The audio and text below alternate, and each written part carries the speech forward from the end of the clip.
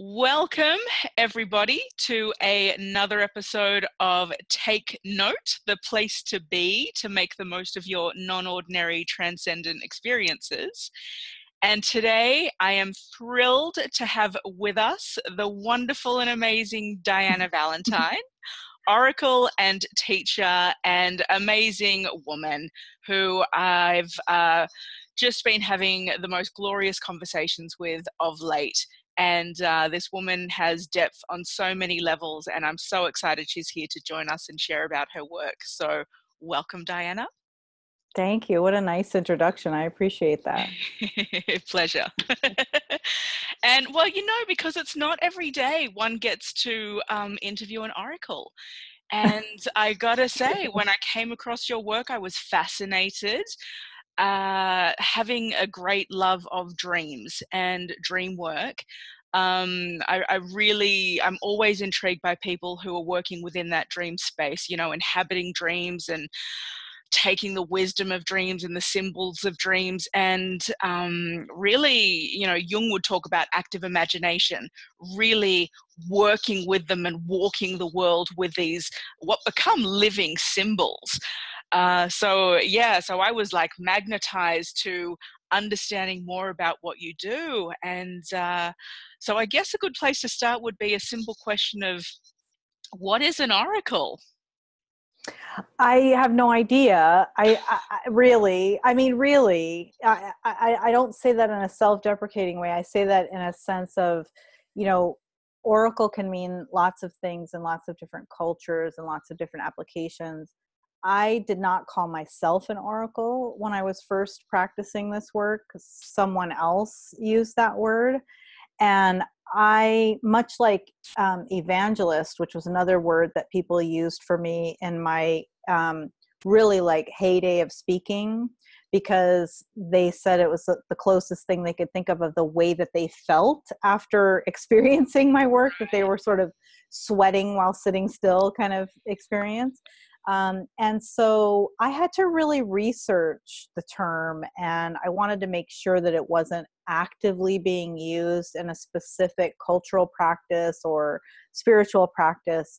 And as far as I could find, I may be wrong about this, it isn't. It sort of has a historical reference in, Greek mythology and Pythia and, all those oracles who were living a very different life than I'm living, right? Mm-hmm, mm-hmm. But I think that the thing that I feel in common with the term, even historically, is that I feel a strong sense of a cosmic assignment to do this work. Right. Came to me in a vision. The vision itself was me waking up from a dream and telling my dream to a circle of people who were sitting around my bed, and then working with people on their questions. And I just thought it was mildly interesting. I have sort of waking visions or daydreams, however you want to call it, pretty regularly since I was a little kid. However, this one came with a website and pricing, and it sort of came with the whole, right. It came with an entire structure around it, and I had never experienced that before. So I think from the sense of, I feel very confident about my dreams now being messages, whereas I used to just think they were very vivid, interesting sort of art supplies in a way. Mm-hmm. And when I realized they were messages, I was, it was a somber experience. It was a little bit, not somber in the sad sense, maybe sober. It was a sort of very pointed, clear message. And I said, oh, okay, so what do you want me to do with the messages? Means it's got to be delivered to someone? Does it mean everyone? It has a mandate on it? What does this mean? Of course, because I want to get an A+, right? So whatever it is, Yes. Even if it's a brand new cosmic assignment that I never thought of as a job before, I have to do it well, right? And responsibly. So it's been an ongoing process of self-identification and of claiming the work, and also being claimed by it, and being claimed by mystics in lots of other places. I think that has been a source of validation for me, Mm-hmm. but also a building of a community of practice. So I don't say I am the oracle.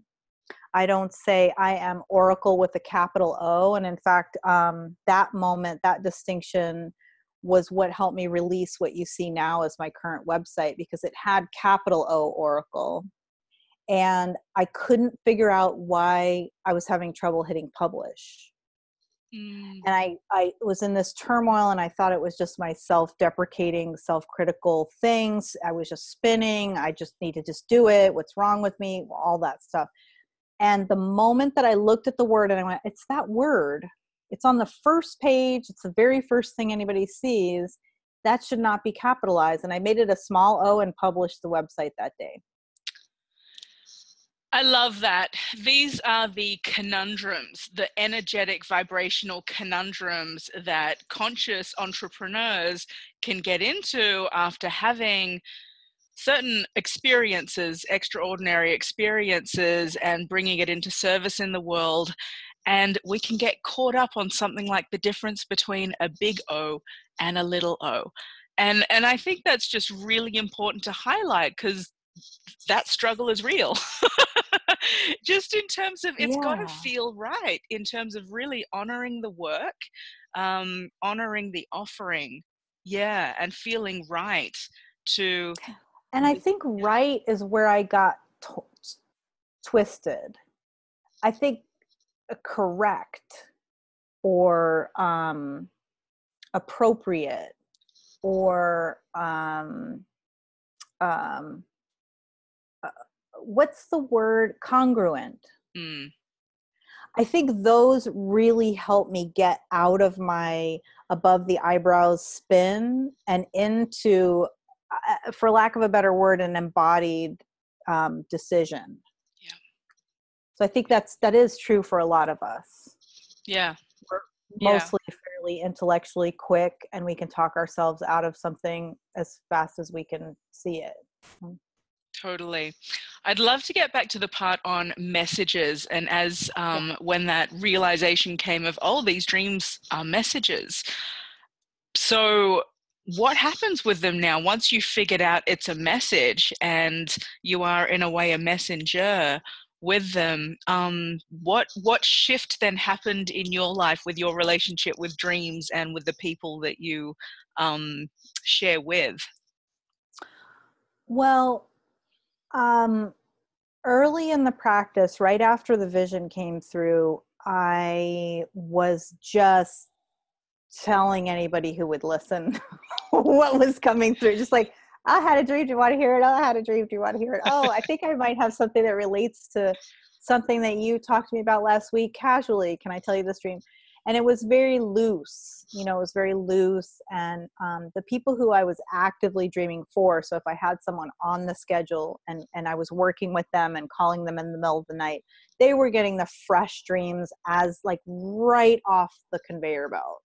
And they were quite raw, and it was very surprising to me that they landed and that they meant something, because it's symbolic language, right? So I have no idea if something that's going to come out of my mouth is going to resonate with someone. There's no big machine it goes through to try to decide if this is the symbol for this person. I just ask, is it for me or is it for someone else? And if it's for someone else, then I say, is it a client, a friend, a family member? Like, I go through a little bit of almost a flow chart with it. And when I ask those questions, it's very, very fast. So I don't even verbally ask them. I don't write them down, but I used to write them down and try to see if I could see the indicators of where these messages would go. Now it's lightning fast. And in fact, I had an experience last week where I had an extremely vivid dream. It had 3 significant parts, and I knew exactly who it was for. And it was not someone who had requested me to look at them. And that happens sometimes, but I'm very cautious about that, because I don't have a sense of sort of bravado or I'm not careless with this work. I find it to be quite deep and it's not for everyone. This wasn't somebody who I've dreamt for before or anything. She's in my field. I care about her a lot. I like her as a person. And so I asked her, I said, I think I might have a message for you. May I share it? And she said, absolutely. And I shared it. And it was, directly coincided with something that happened the day before that I couldn't possibly know about, and was very comforting to her. And I'm always really relieved Yeah, when sure. something is comforting, because I've had lots of experiences with messages not being well received, or being like, why are you probing me? Very, which, early in the process, I was pretty cultish about it all. Now I'm much more conscientious, and I think much more spiritually responsible about the messages. So, but I do have a very particular kind of flow chart that has served me all but one time so far, Well, that's a So, pretty good track rate. yeah, and I'm open to that changing. I mean, I think that this is an evolution. It's not something that's fixed. You can't lock it in. It's not something that people have asked me to teach the process. And it's really not in that form. It may be at some point in my life, but I'm not really interested in it. And when I've asked for direction on that, it's been like, no, that's not, not what you're doing. It's not what you're doing. And I'm kind of relieved by that, honestly, because I don't have to codify it, and it lets it be a really free process. And it's really very specific. Like I don't read a lot about dreams or dream interpretation. I don't study any school of orientation around dreams. I avoid lucid dreaming, even when I sort of have an inclination that I might, like when I become aware in a dream and I go, just let it go where it's going. I really consciously avoid certain techniques. I just don't want to be misunderstood, as representing myself as having some orientation to that. So I think that's all really related to the messages and how they get delivered. And, Absolutely. And over time, creating a container that seems to work in delivering it, because as you say in the beginning, it's kind of all over the place and wow. yeah. And then learning to find a way where the message can then reach appropriately.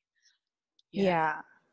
And be received appropriately. Right. Not all dreams are messages.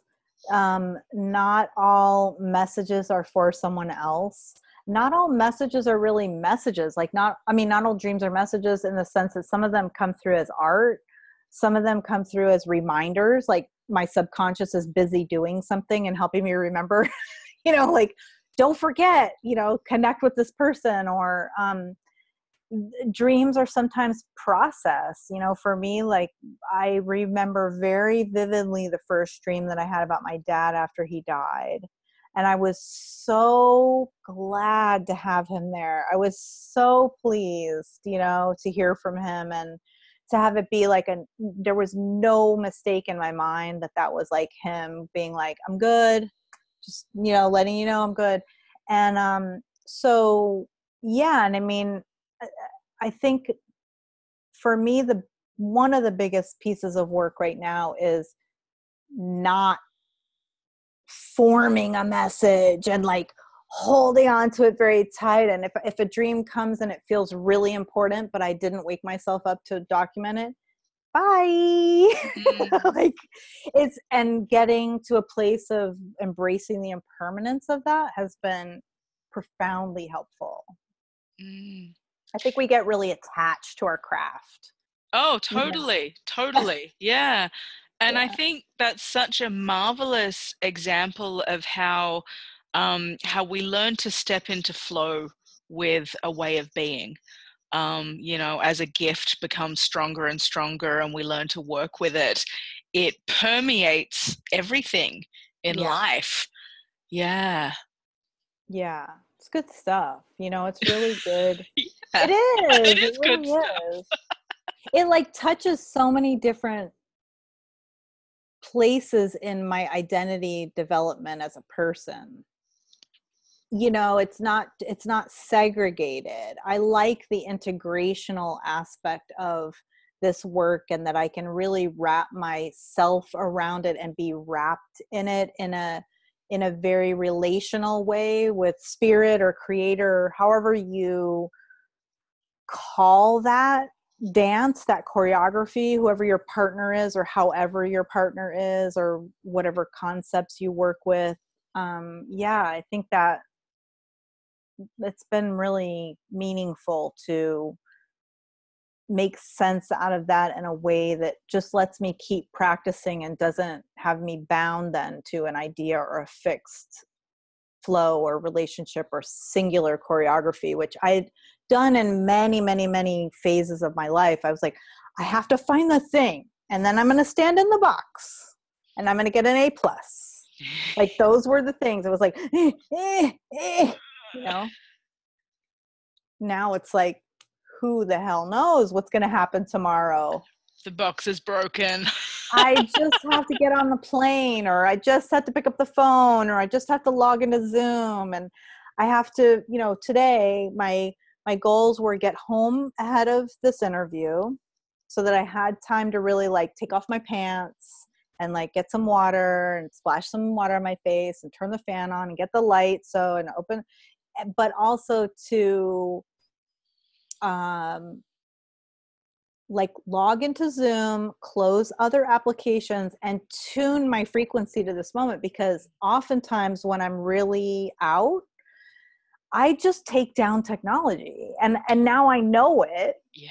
And so you have to plan for it. So there's very corporal logistical things that allow a magnitude to happen, you know, that you can't figure out any other way except stomping through the garden a little bit, you know?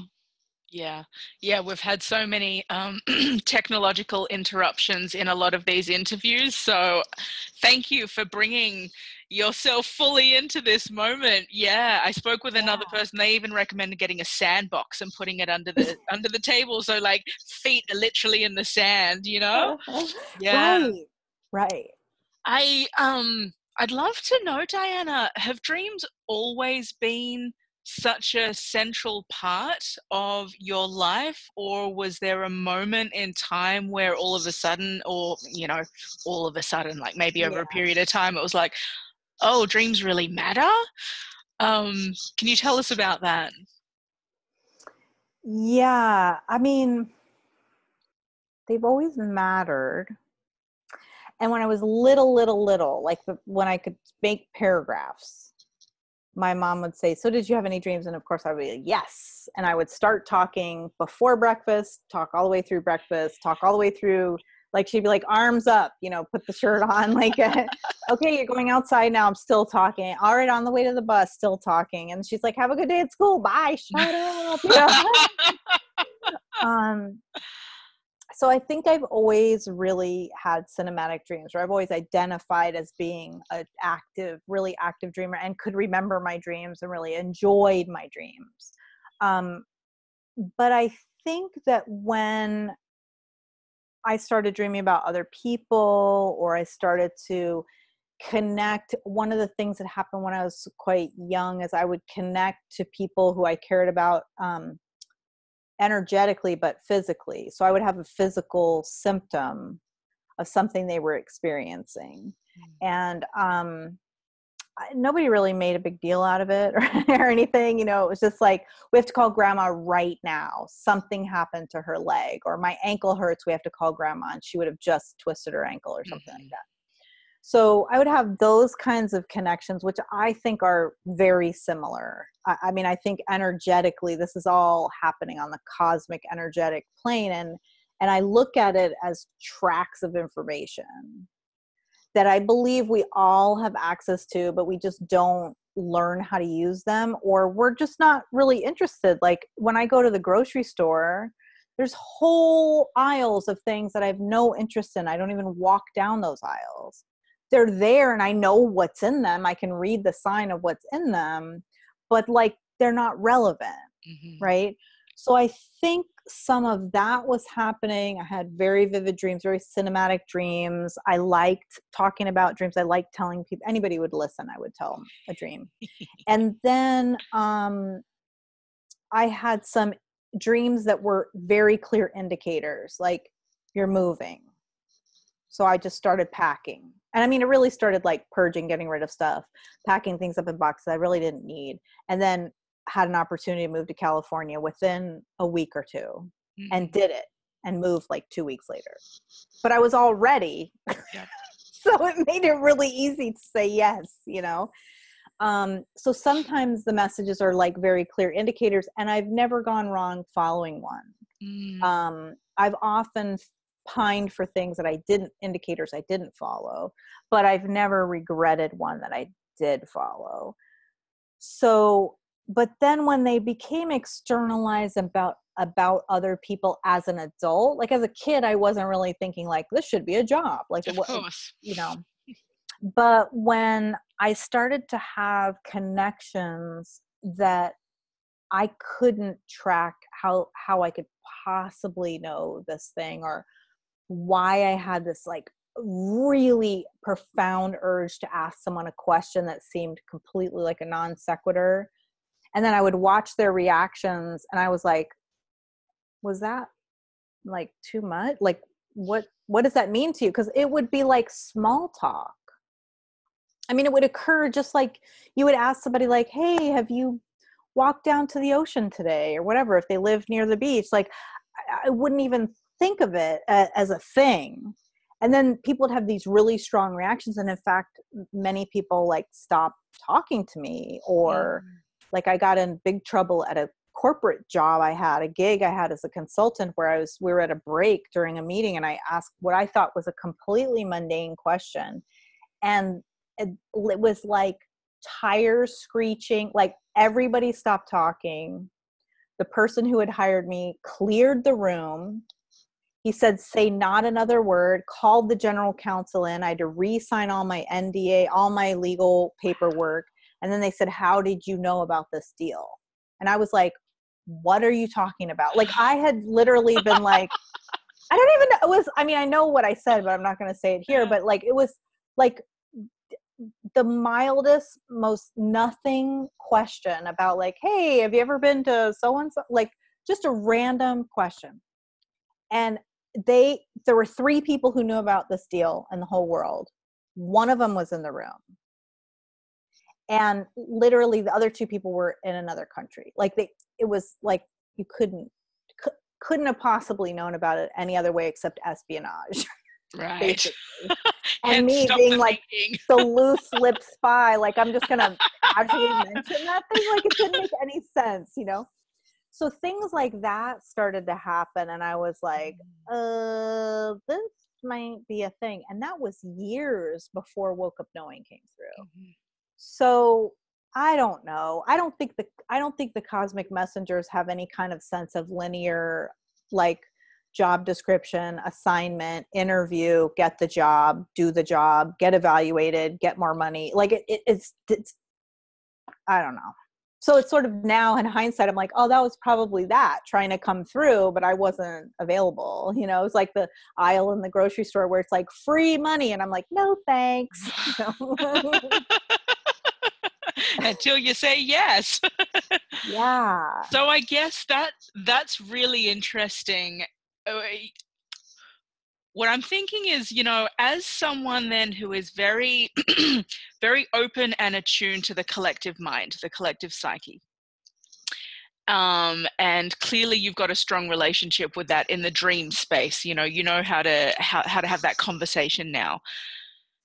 Do you find in the waking world, and when I mean waking, like we're not dreaming, like our ordinary day-to-day reality, do you find that in the waking world you're equally as kind of antenna-like to the collective mind that's going on? So what I'm imagining is like really highly attuned to politics and the economy and you know, social issues that are occurring, even, you know, vibes in a room and people's thoughts, etc. Just tuned into the unsaid and as well the collective mind of what's happening. um, Huh. and have you kind of, like, how do you navigate that? You know, do you need to have boundaries around it, or yeah? So just something around, you know, from the dream world to the waking world. Is there much of a difference there? Yeah, several people have asked me questions along this line, and I haven't really satisfied myself with any of the answers. Um,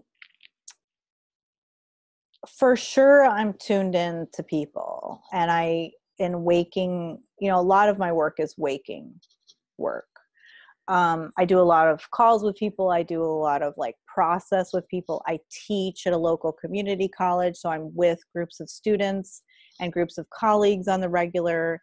And I'm often like, I'm seeing a pattern here that isn't being represented in a forward way.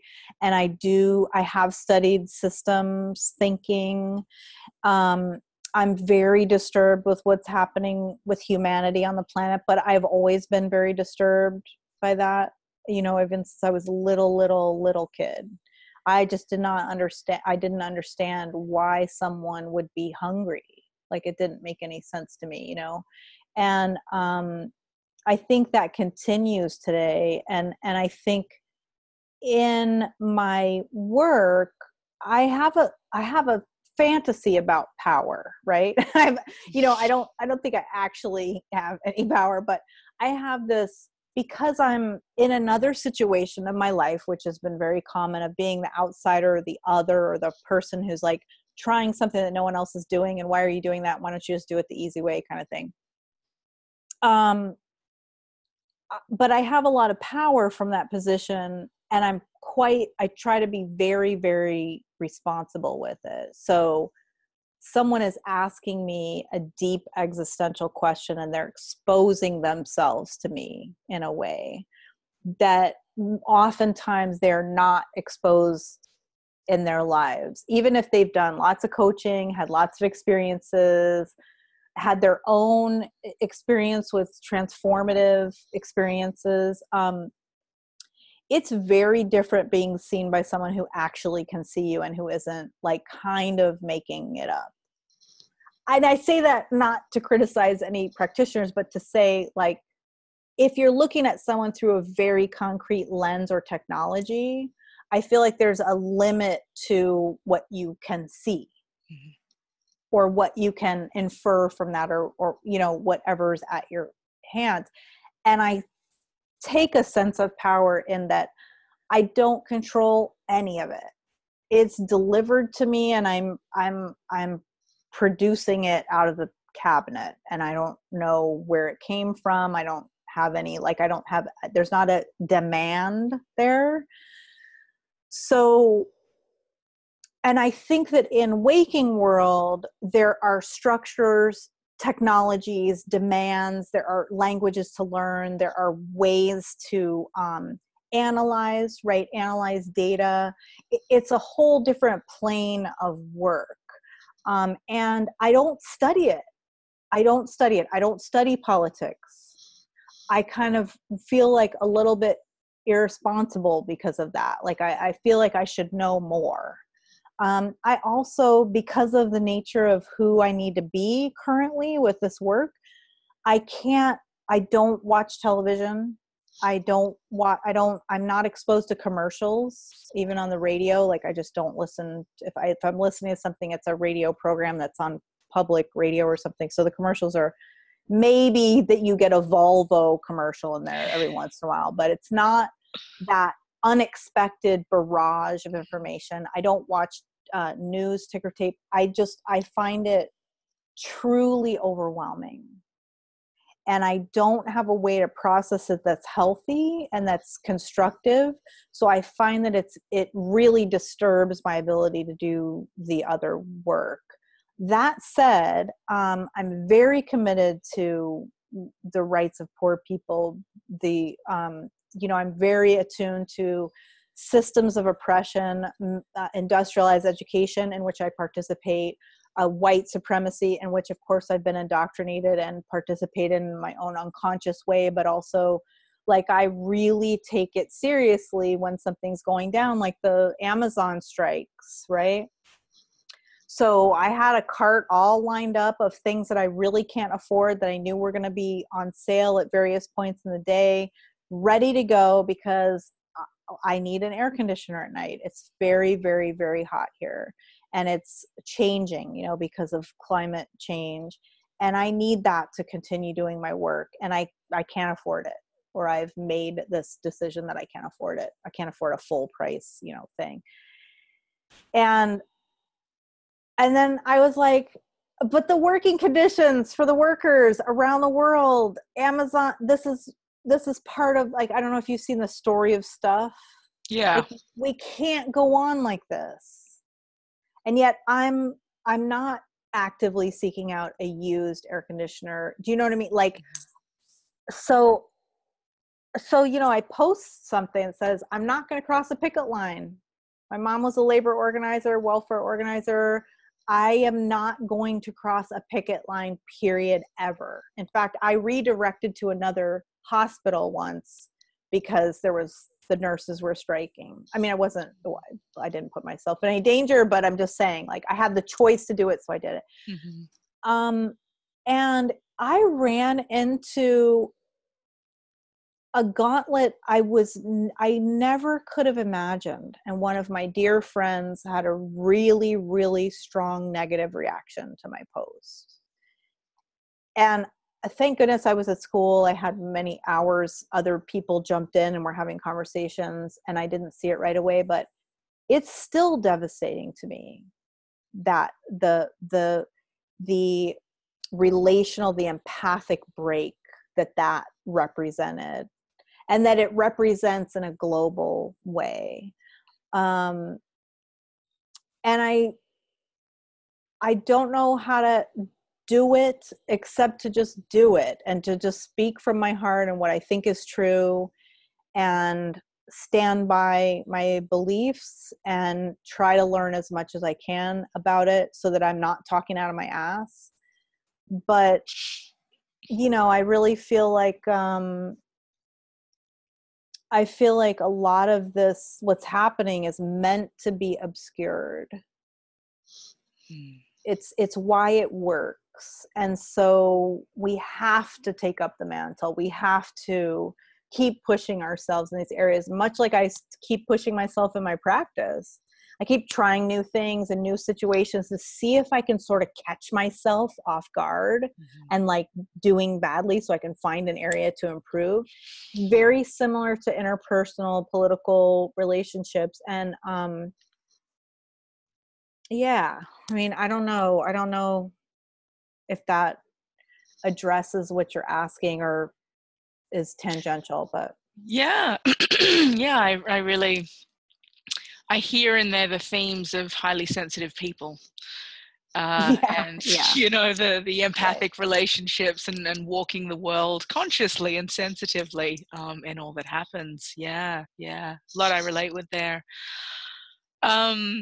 Changing track, in your work as an oracle, have there been, or could you share with us any, I guess, cases almost that have come up that really wowed you in this process that you do? For example, without giving the details, obviously, of specific incidences, but yeah, stories, cases that you just went, wow, this work is really remarkable, where dream came and you saw that change happen.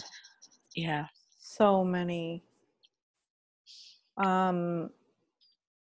So many. And some I've talked about in interviews before. One that, you know, is sort of a, I don't know, a sort of peak experience in a way.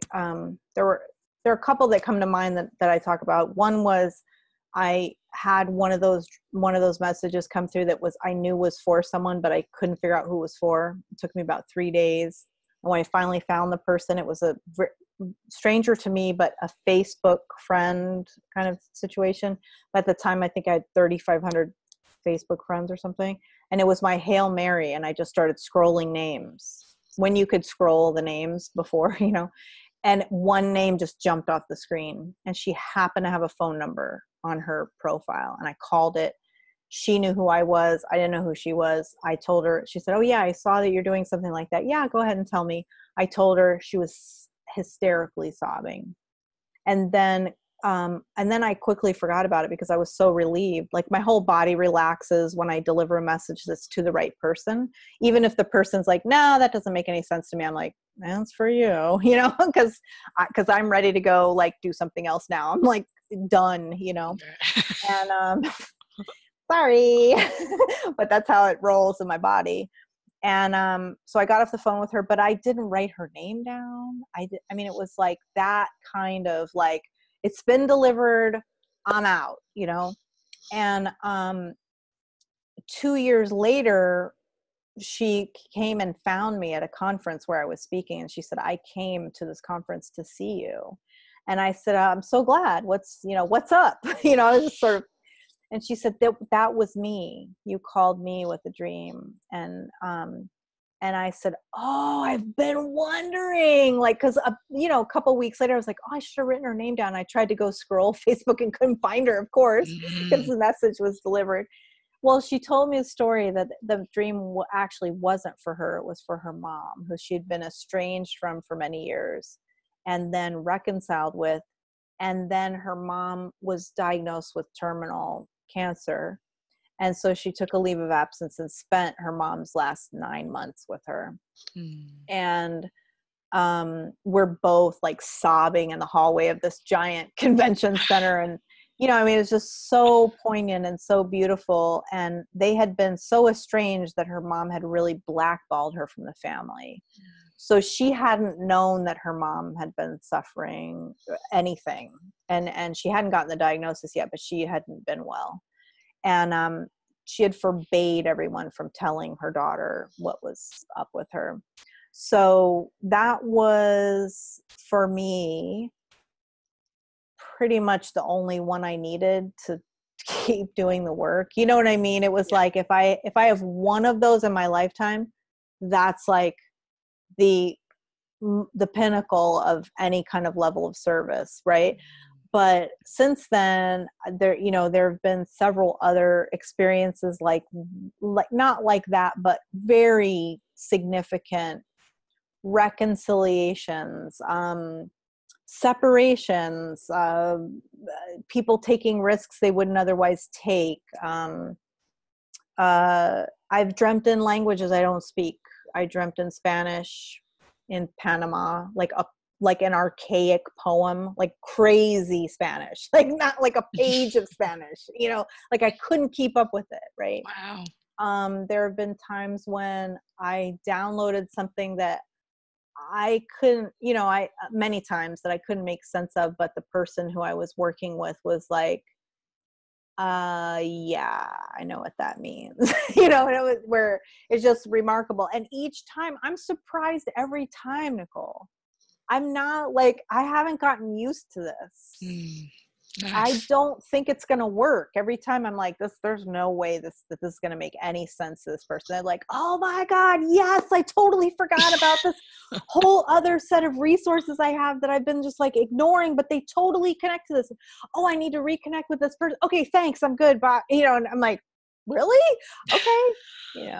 So it's over and over, it's yeah. Yes, that happens a lot. Beautiful. Great. Beautiful. Great. When I look to the future, when I vision the future and the kind of world that I would love to be living in with all of these gifts of these, the extraordinary experiences people have and as they bring their gifts into the world, I do wonder sometimes if we're going to have, and it might be a newer version of it, but those caves that they used to have where they'd go underground and people would they would walk to these places then if they had an illness and they would sleep in the cave and there would be these dreamers, right? And I think musical instruments would get played and things like that. And so people would have these dreams and then the next day those dreams would be spoken about in the symbols and they would directly relate to the condition that the person was going through. They would be part of the healing mechanism. Are we going to have this again? Do you imagine that this is something that we can cultivate again? Would it be helpful with humanity moving forward? Yes. I mean, my goodness, I would love to do that. Can we do that like now? You know, I mean, I haven't found hasn't been a direct medical aspect to my work, but I think even in the healing of our ideas about ourselves, I think that immersion and that being together and sleeping near each other, you know, when I dream for a group of people or for a retreat, often people hire me and bring me with them on a process that they're doing, but I'm sort of an accessory process that's around the margins kind of. And I found that to be quite a great deepening process, especially if it's an intellectual, you know, people say retreat, but it's really workshops. You know what I mean? It's really like people are working. Yeah. And so they come with an objective or an idea in mind. And then I'm like the wild card of like, wait, what kinds of questions are we asking? Like, well, here's my question for the retreat. And I'm like, yeah, not that one. Underneath that, what makes you ask that? What drives you that? And I don't think that we have those conversations. In fact, all of my friends and new people I meet are all like, no one has ever asked me questions like this. Like, I don't even know where you come from. Like, and I get a lot of like, am I safe? Like people will ask the host or somebody who invited me to the party, like, is she for real? And they're like, oh yeah, she's totally for real. Yeah. Because I don't think that we spend a lot of time together. Yeah. I don't think we spend intimate time together. I don't think we spend digestive time together where someone is interacting with our food and nourishing us, but also like asking for energy back. And, you know, one of my dream gigs that I have in my mind right now, because I've just done this sort of casually at a couple of things, where I just am a cook, you know, I cook for people. And while we're eating or while I'm prepping, I just call people into the kitchen and I talk to them about what's up. And I'm simultaneously kind of deciding what they're eating and bringing, you know, and tuning into like nutrient stuff. Like that's been happening off the chain lately, like where I'm just like, I don't know why, but I'm supposed to invite this person over and I'm supposed to give them strawberry shortcake, you know, like, and they'll be like, I haven't had strawberry shortcake since my grandma. And then all of a sudden now we're talking about the ancestors and then the assignments and then what would they think of who we are today. And like, it's deep. And then all these food collaborators are starting to come my way and people are talking about nutrition, and Darla Antoine is talking about healing the ancestors through food, and like all kinds of stuff is like happening, you know? So I think you're right. I think we would be deeply nourished by it as a society. And I think even if we knew we had that place to be once a year, twice a year, if we knew we had that anchor and that transitional period where we could just be. And I think we seek that in consumerism. We think that's the promise of stuff, right? But I think it's a deeper thing. And I think that it'll start remote. I think it'll start with, oh, I have to make this pilgrimage to this famous cave and pay these thousands of dollars to do this thing. But I hope and pray that it gets more and more local and more trusting of the people who are in your life, who you can just walk to their house and drop into that moment in a given day instead of have it be this disconnected thing. Because I think that disconnected healing, that disassociative stuff that happens with paying thousands of dollars and going to Bali, I think it's really dangerous, honestly. And I don't really have a full formed thought about it, but I think it's like an exclusionary, elitist consumer-based disassociation that has a lot of status and perceived power on it. And I don't know that it runs very deep. It worries me, because I think that then other people are pining for that, or feel like they can't have that freedom without seeking that sort of transaction. I don't know. I may be running my mouth here, but those are some of the thoughts I share a concern down those lines, not to, dissuade people from doing transformational events and retreats. And there's so much amazing, beautiful stuff that happens. I find one of the challenges is when someone goes through a beautiful, profound, transformative event that is short term like that, there can be a danger when there's no follow-up, there's no integration, and something that was so nice, like you're saying, when you were a kid, your mum was actively encouraging you to share your dreams on a regular basis.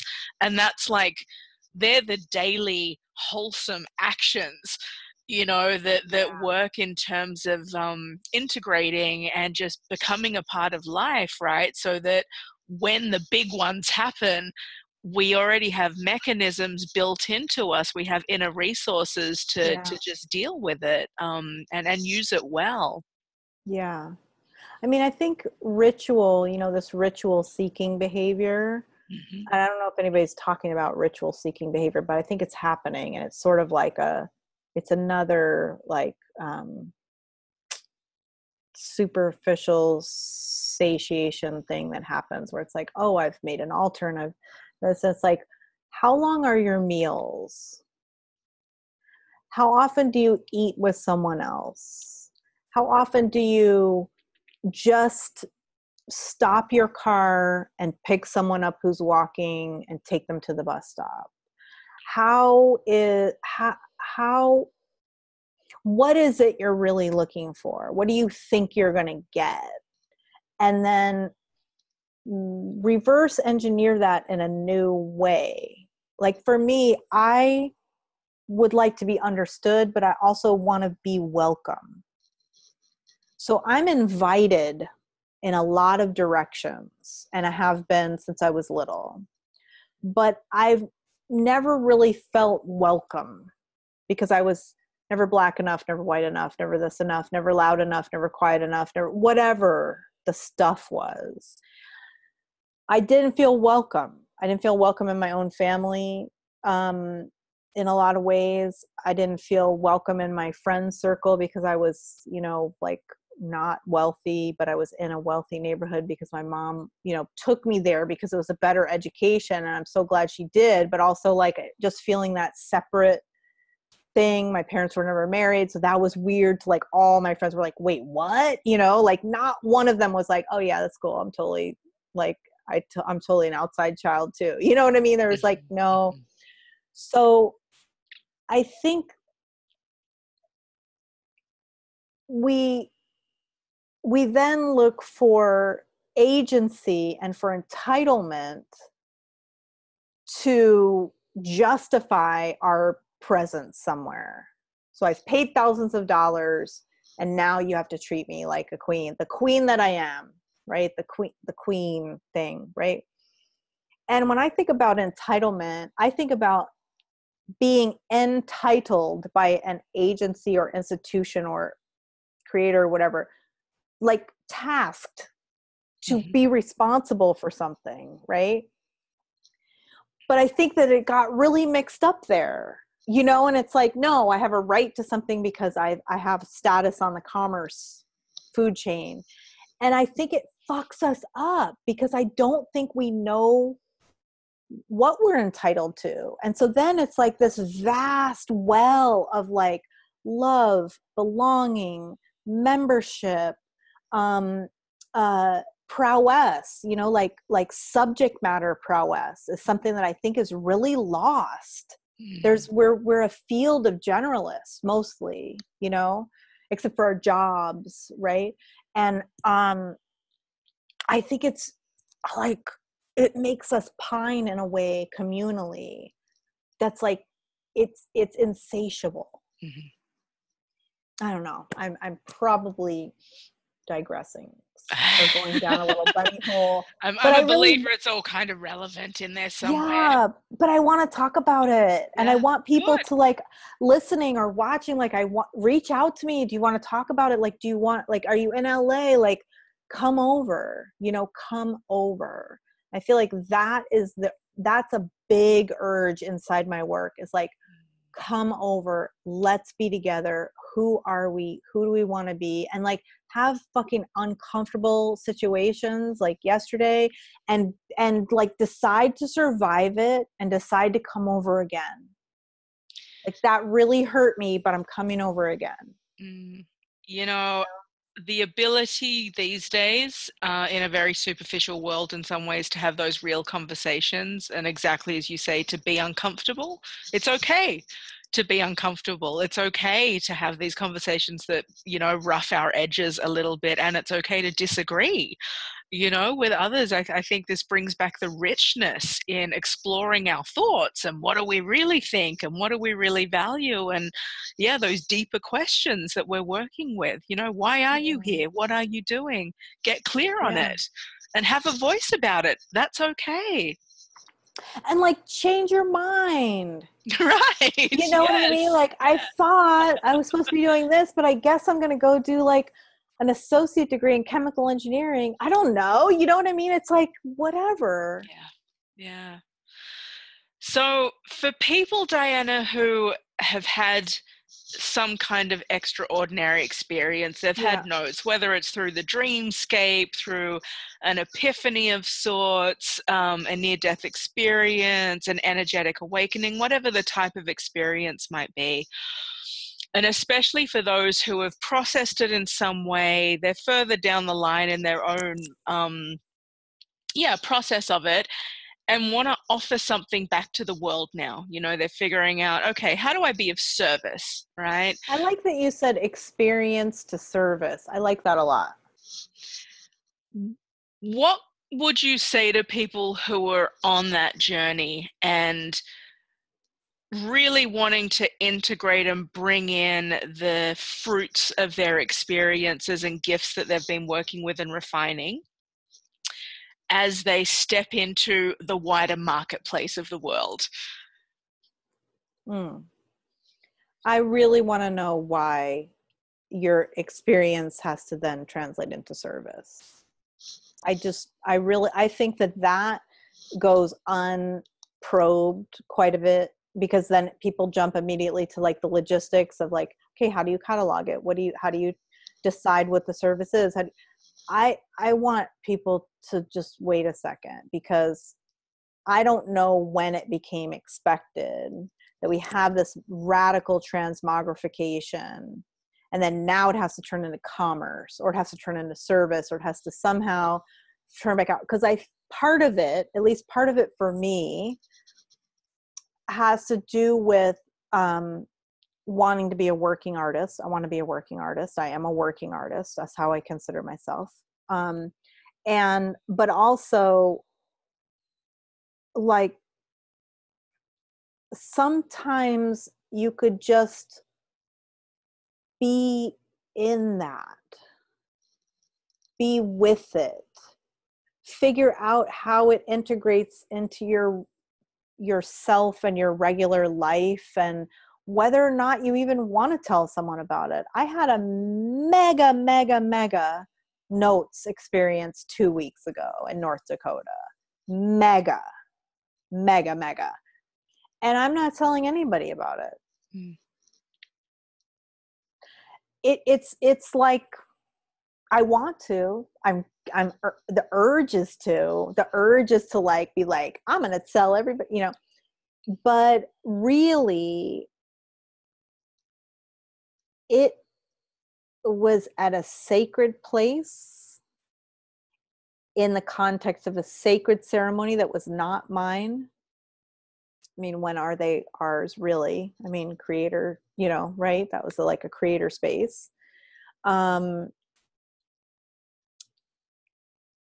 It's totally inappropriate for me to share that or to convert that into commerce.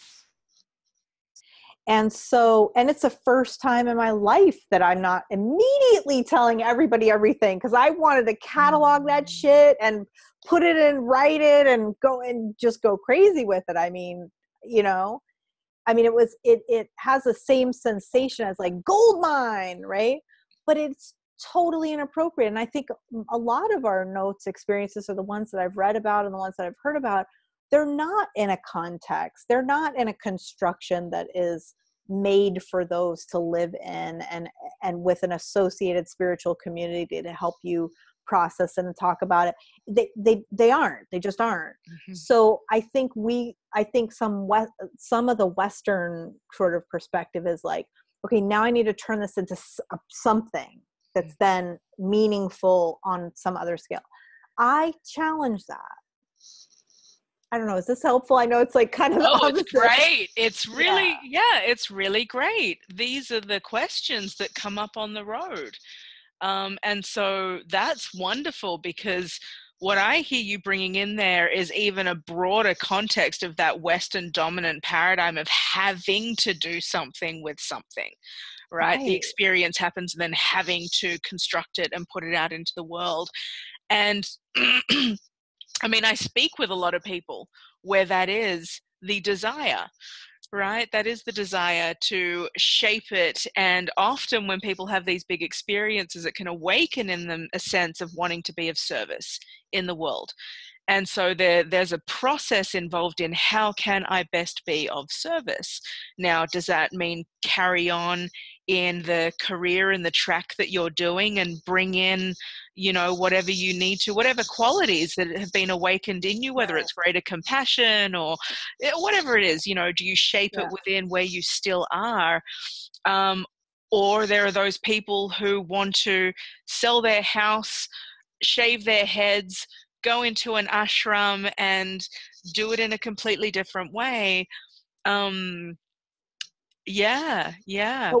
What's underneath it? Right. Was there really a transformation? Because has this just created another context for you to abdicate?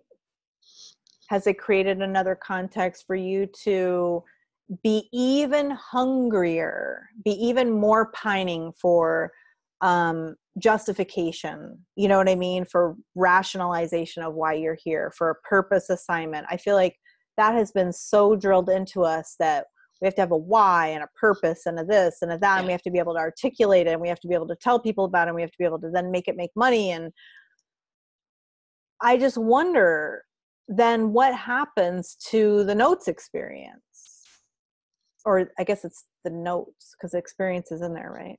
Yeah. The experience. What happens to it? And you know, does it make the desire for belonging even more poignant, to have a moment where you have a sense of oneness, or you have a sense of connection, or you have a sense of understanding you're aligned on a planet in a perfect way, and it all makes sense to you, and the things you didn't fear before, or the things you feared before, you don't fear anymore. And yet there's this urge to like then belong and make your mark, right? So that's it's like a conflict of interest almost. And I don't get a sense that people are challenged by this question much. They're like, oh yeah, absolutely, that's a TED talk, and that's a this, and that's a that, and get, you know, right? And I just wonder about, you know, did you make today better for you? Was today good for you? Was today good for the people who you interacted with? Like for the cashier at the grocery store. Like, how about the cashier at the grocery store, man? You know, like, how about your interaction in the parking lot? And yeah, so I think there's some fire in that for me. And I think it's me questioning myself. I don't want anybody who's watching to get the wrong idea. It's really not about you. I'm not criticizing you. I'm actually asking myself, right? Why does this dream work even need to be publicized? Like, you know, some of the work that I'm doing right now, I don't even have on my website. It's only word of mouth. And it's only really word of mouth with about 4 clients who I've worked with in the past who I like and I trust. And I say, you can have this and you can send me people who can have this, but I'm not going to put this on the website because it's not for everyone. I'm not actually available for everyone to do this other like little piece of work that's related to my work, but it's just a different kind of format. That was radical. That was radical for me. And it was such a clear message, like, nope, don't put that on there. And I was like, why not, man? That's a lot of money sitting on the table. Come on. You know what I mean? And it was like, nope, not appropriate. And I went, not appropriate. I haven't been appropriate since I was born. This is my brand is not appropriate. And it's like, no, I don't mean that kind of appropriate. I mean the other kind of appropriate. And I'm like, oh, okay. I know that finger, yes. That you've been told. Yeah. Got it. You know, and that's huge. It is huge. And you point out there that there are some experiences, particularly for notes, that are so sacred that, you know, people feel I am not to speak about this. You know, I don't want to speak about it. I'm not to speak about it. And if I do speak about it, it might in some way shift how I feel about it, the frequency of it, which is to totally be respected. And that's such a great point, that people shouldn't feel like they have to share every single thing that happens to them. Yeah. And especially once people begin having extraordinary experiences, they can often snowball. So more and more tends to happen in life. The synchronicities become faster. The certain people that walk into your life, you know, to the point where you operate in a way where the extraordinary becomes the ordinary. Yes. Even though it's always kept and held as a sacred, you know, there's a realization that, wow, this is extraordinary, but I guess it's an expectation that miracles will happen. And so are always happening. They are always, they're right here. We're just like, we're numb and tuned out and disconnected, and we're looking for the thing that we're supposed to. I'll recognize it if it's a red tulip. Meanwhile, it's purple irises everywhere. Right. That don't even grow there naturally. You know, it's like yes. Yeah. Yeah. And so that it's okay to not speak always, to not share always, and to be with your own experience as it unfolds. And there are parts to be shared, and there are parts to be held, and that's okay. Yeah. Yeah. Yeah. Yeah. I'd really never had anything that was like,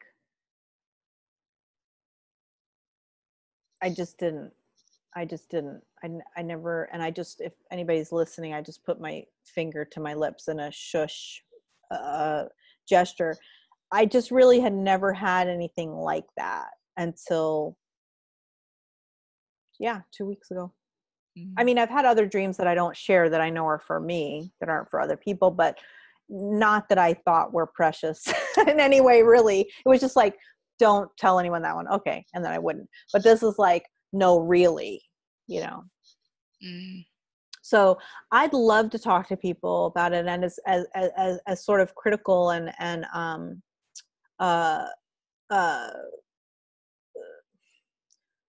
you know, wait a second, back up a step as I am. I'm actually really very open, and I'm very interested to connect with people. I feel like my community of practice is global. I really do. I think there are people who I've connected with, like you, Nicole, where we just had a Skype date. And because I didn't feel well. I was in Sydney. I didn't feel well. And I said, I'm not going to come because I know you have the baby and I'm not going to do that. And you were like, thank you. Like, appreciate it. We had this really nice Skype connection, and I just knew we were going to do something or have some connection. And I'm so grateful for that. But I want to tell people who are watching, especially if you're watching this long, like, I really mean it. I want to know what's up. I want to know who you are. I want to have dinner with you, whatever, you know what I mean? I really want to connect. And talk about these things in a real way. So thank you for the opportunity, Nicole.